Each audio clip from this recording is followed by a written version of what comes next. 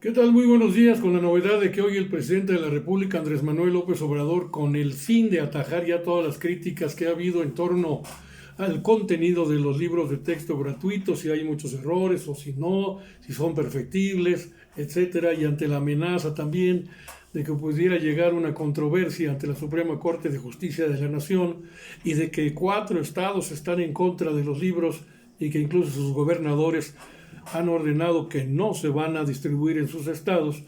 Bueno, pues el presidente confirmó hoy que este mismo martes 8 de agosto a las 5 de la tarde, comenzará una serie de conferencias de prensa para informar sobre el contenido de los libros de texto gratuitos de la Secretaría de Educación Pública. El presidente pues acusó que quienes se han pronunciado en contra de los libros forman parte de una campaña difamatoria sin sustento. Hay que esperar, dice el presidente, a que se inicie la distribución de la entrega de los libros y también a partir de hoy a las 5 de la tarde, repito, en este lugar, es decir, allá en Palacio Nacional, donde se da sus conferencias matutinas, se va a informar sobre el contenido de los libros de texto gratuito, porque hay una campaña, dice el presidente, sostiene, difamatoria del conservadurismo sin sustento. Esta campaña hablan de que con los libros se va a inyectar el virus del comunismo. Esto es grotesco, es absurdo, dijo el presidente de la República, y efectivamente, pero hay posicionamientos ya, y desde el Estado de México, desde aquí de la ciudad capital, en Toluca, cuando menos ya el Sindicato Unificado de Maestros y Académicos del Estado de México, el SUMAEN, por un documento o una postura oficial que maneja el sindicato a través de su líder Luis Zamora Calzada, dice lo siguiente: la ética y la responsabilidad profesional del maestro son referentes fundamentales del perfil docente para tener una escuela pública que brinde educación de excelencia y cumpla con los compromisos o los postulados del artículo 3º constitucional, que por cierto en el artículo 3º constitucional es donde se marcan las atribuciones del Poder Ejecutivo para la cuestión de producción y distribución de libros de texto. Pero bueno, continuando con el documento del SUMAEN, dice que con esta pretensión legal queda claro el derecho a una educación para la niñez, adolescentes y jóvenes con un enfoque en los derechos humanos e igualdad en el entorno comunitario y escolar. Asimismo, manifestamos y reconocemos que la última línea de defensa para los destinatarios de la educación en México es el maestro, la última línea. Concatenado a lo anterior y ante las condiciones que presentan los libros de texto, clasificados en 3 grupos. Primero, errores gramaticales. Los errores en ortografía, redacción, sintaxis, morfología, entre otros, no permiten que los libros sean más una guía y referente para los alumnos. 2. Errores en contenido.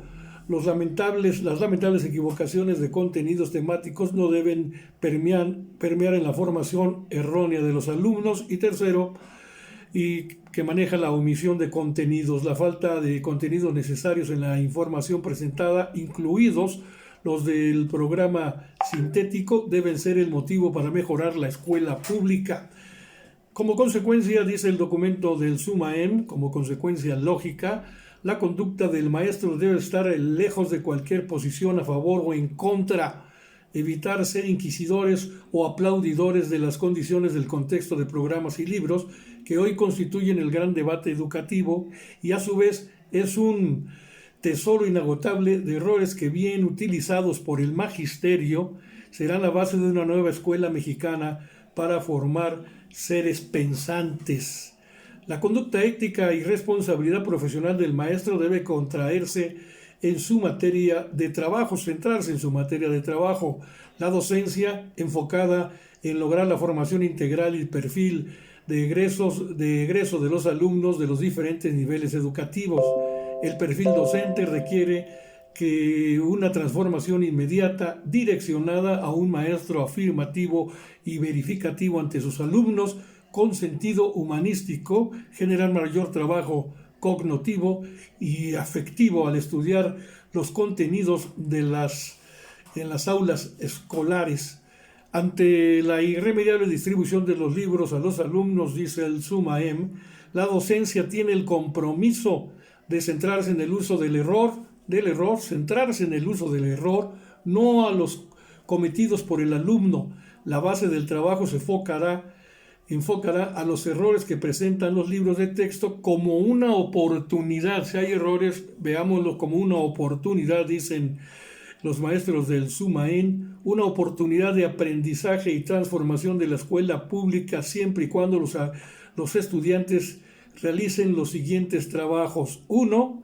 Encontrar los errores cometidos en las páginas en turno, corregir los errores encontrados, analizar el fondo del error y las bases que sustenten la corrección, presentar en el aula las conclusiones para su discusión, reconociendo que los errores se deben evitar por sus consecuencias negativas inherentes, llegar a acuerdos grupales de la fundamentación que sustenta la corrección basados en el trabajo colaborativo. Y sí dicen el maestro Luis Zamora Calzada, firmante de este documento como secretario general del SUMAEN, 5 numerales básicos en donde cada maestro agregará su creatividad pedagógica para la intervención didáctica correspondiente y lograr una educación de excelencia sustentada en la búsqueda, análisis, organización, presentación, explicación y compromiso del uso de la información. No se omite mencionar que el uso del error para aprender, fíjese usted en esto, no se debe omitir mencionar que el uso del error para aprender se ha utilizado por la humanidad y por personajes como el matemático alemán Carl Friedrich Gauss, el inglés Isaac Newton y el francés Pierre-Simon Laplace, entre otros. Así culmina este documento que presenta a la opinión pública el Sindicato Unificado de Maestros y Académicos del Estado de México como una contribución en torno al debate sobre los libros de texto gratuito, y dice: del error se puede aprender. No podemos evitar que los libros se distribuyan, pero en las aulas, en las clases, los maestros y los alumnos pueden analizar a fondo los libros, identificar errores, corregir e irse por la cuestión pensante de los alumnos para tratar de solventar y de superar esta situación. Por lo pronto, hay una corriente ya que está caminando a fondo, que viene desde el poder o desde el espacio conservador en México, donde pues puede llegarse ya al camino de llegar a la Suprema Corte de Justicia de la Nación por este conflicto generado por los nuevos libros de texto y por el proceso en el que fueron elaborados. Esto llegará a la Suprema Corte de Justicia de la Nación luego de que la Secretaría de Educación Pública, algunos dicen, se ha negado a cumplir con las resoluciones de una jueza federal. Todo lo que huela a jueza, ministro, pues huele mal, apesta en México, y por eso pues hay que tener conciencia, y para eso son los espacios deliberativos, como el que se va a iniciar hoy a las 5 de la tarde en Palacio Nacional, con los especialistas que elaboraron precisamente estos libros de texto, y para ir ventilando paso por paso sus contenidos, y si hay errores que sean identificados, pero no dejar de distribuirlos a los alumnos para que no se pierda un ciclo escolar que a la derecha pues no le importa, pero el hecho es de que hay que hacer la discusión, hay que llevarla a fondo para beneficio de la opinión pública nacional, pero sobre todo de maestros y alumnos.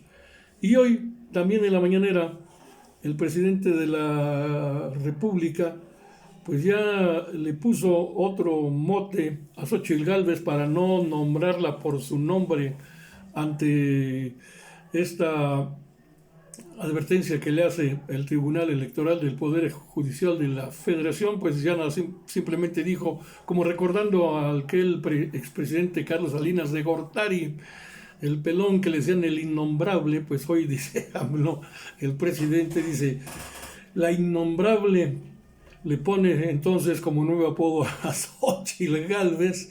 Así acusó el presidente de esta forma que integrantes del Consejo Nacional del Litigio Estratégico encabezados por Claudio X González son los que promueven los amparos a favor de Xóchitl Gálvez, a quien se refirió, como ya les mencioné, como la innombrable hoy en la mañanera, tras la resolución que le impide hablar del aspirante presidencial.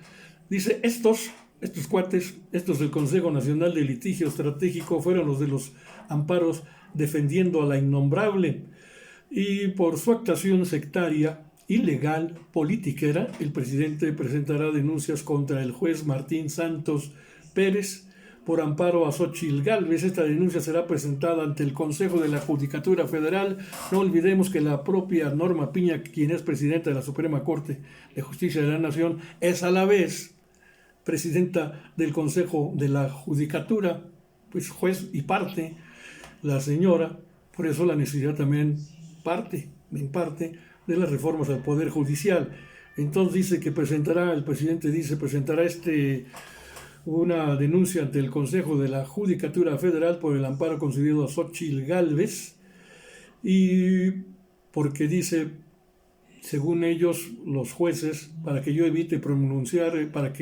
eviten pronunciarse con malicia efectiva sobre ella, dijo que enviará la denuncia formal por escrito por acciones previas presuntamente irregulares de este juez y por el amparo a Xóchitl Gálvez, que busca silenciarlo, violentando lo estipulado por los artículos 6 y 7 constitucional, que hablan precisamente sobre el derecho a la información, ¿no? La libertad de expresión como derecho fundamental de los seres humanos. Estamos viendo cómo me quieren silenciar un juez que habla de malicia efectiva. Le voy a contestar al juez por escrito, porque la malicia efectiva es de su parte, es decir, del juez. Le voy a enviar formalmente un escrito al Consejo de la Judicatura en contra de este juez, como les digo, porque ya tiene muchos antecedentes y por su actuación sectaria, ilegal e injusta, además de politiquera. Voy a denunciarlo por todos los antecedentes y lo que está haciendo en mi contra, para que todo México se entere, dice el presidente. Ya antes, en la misma mañanera, Luis María Alcalde anunció que denunció a este juez por querer silenciar al presidente. La secretaria de Gobernación acusó que el juez octavo de distrito en materia administrativa, quien es precisamente este tipo, Martín Santos Pérez, se está extralimitando de sus facultades y aprovechándose de un amparo, toma decisiones que violentan la libertad de expresión, como lo decíamos, del presidente de México, y el derecho a la información de la población mexicana. Un juez en contra de los preceptos constitucionales, violentándolos. Así es lo que hace este tipo. Le voy a dar su nombre nuevamente, Martín Santos Pérez. Informó que el juez concedió, por ejemplo, una suspensión provisional a Xóchitl Gálvez, que ordena a AMLO abstenerse de realizar manifestaciones con malicia efectiva en señales y redes sociales oficiales. La medida ordena a AMLO transmitir cualquier discurso de odio hacia la innombrable, ya le vamos a decir también a Xóchitl Gálvez, así como eliminar de redes sociales las declaraciones y comunicados que hagan alusión a ella, en particular las conferencias mañaneras. Este juez también, ya en sus antecedentes, había ordenado a la Secretaría de Hacienda y Crédito Público, a la Unidad de Inteligencia Financiera y a la Comisión Nacional Bancaria de Valores abstenerse de proporcionar información sobre la situación fiscal, bancaria y empresarial del aspirante del Frente Amplio opositor, también presumiblemente delincuente. Se le acusa de corrupción, tráfico de influencias, entre otras cosas, a la Xóchitl Gálvez, y por eso pues no quieren que hable de ella el Frente Amplio opositor. Estos tipos vinculados al Claudio X González y lo que le llaman a esta organización de abogados, entre ellos ex jueces, ¿cómo le llaman? Aquí teníamos el nombre, se los dije ya, el Consejo Nacional de Litigio Estratégico. Ahí está conformado todo el andamiaje de jueces y abogados corruptos que han intentado por todos los medios destruir todo lo que ha construido y ha rescatado de México el presidente Andrés Manuel López Obrador. Por eso lo delicado del asunto. Ahora el pretexto son los libros de texto, y pues ya antes fue el Felipe Ángeles, el Tren Maya, las refinerías de Dos Bocas, etcétera. Ahora los libros de texto. ¿Qué más sigue? Es la pregunta. Con esto me despido, les doy las gracias de su atención. Les recuerdo, estoy en YouTube, @Sociedades de Pensamiento con Carlos Monroy, lo mismo que en TikTok. Solo le pido comparta y el favor de la suscripción para que los pueda yo acompañar y juntos hagamos el diálogo algo importante y de trascendencia para todos.